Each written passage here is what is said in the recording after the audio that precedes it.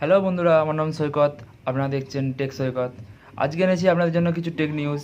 তো চলুন শুরু করা যাক। লিস্টে প্রথমে আছে ভিভো z5x, যা লঞ্চ হয়েছে চায়নাতে। তো এর প্রসেসর হলো স্ন্যাপড্রাগন 710, ব্যাটারি হলো 5000 mAh ও ফ্রন্টে হলো 16 MP ক্যামেরা 5.6 ডিসপ্লের সাথে।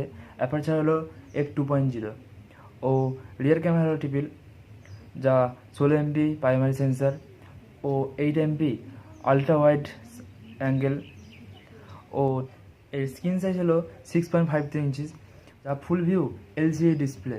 এই ভিভো z5x এর বেস ভেরিয়েন্ট হলো 4GB RAM 64GB phone memory ও আরও আছে 6GB RAM 128GB phone memory ও 8GB RAM 128GB phone memory.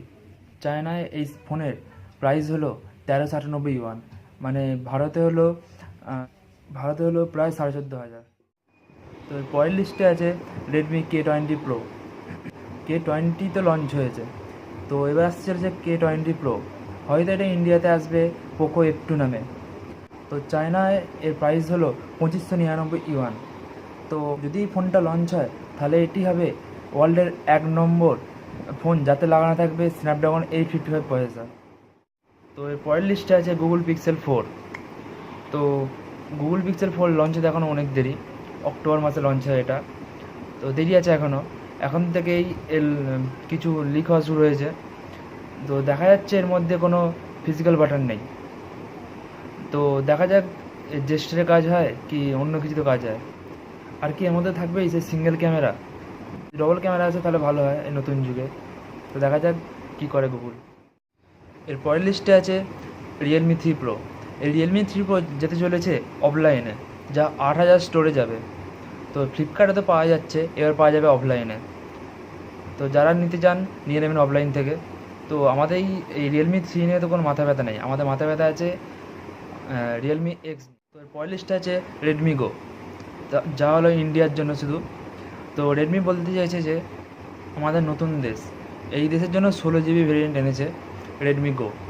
যদি এর প্রাইসটা বেড়ে যায় তাহলে মজা আসবে না, যদি এরকমই থাকে মজা আসবে। যদি একটু বেশি হয় তাহলে ঠিকঠাক থাকবে, যদি বেশি একদম বেশি হয়ে যায় তাহলে মজা আসবে না।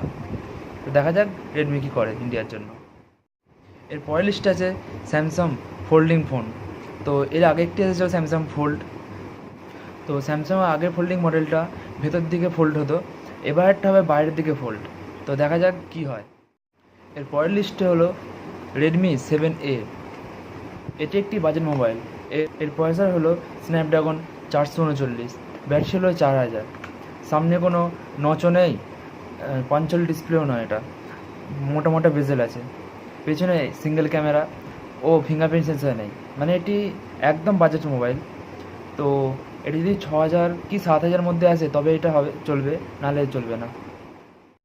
তো এর পরের লিস্টে আছে Samsung Galaxy M10 M20 M30 জন্য, যারা ইউজ করেন তাদের জন্য। তো স্যামসাংয়ের মতে 3 জুনের পর থেকে এই 3টে মডেলের মধ্যে আসবে অ্যান্ড্রয়েড পাই। তো যারা এটি ইউজ করেন তারা নতুন অ্যান্ড্রয়েড ভার্সন ইউজ করতে এইটুকুই। দেখা হচ্ছে পরের ভিডিওতে। আশা করছি আপনাদের ভালো লেগেছে। ভালো লাগলে লাইক করবেন, শেয়ার করবেন, কমেন্ট করে জানাবেন কেমন লেগেছে আপনাদের। ভালো লাগলে জানাবেন আর খারাপ লাগলে জানাবেন। তো আজকের জন্য এইটুকুই, দেখা হচ্ছে পরের ভিডিও।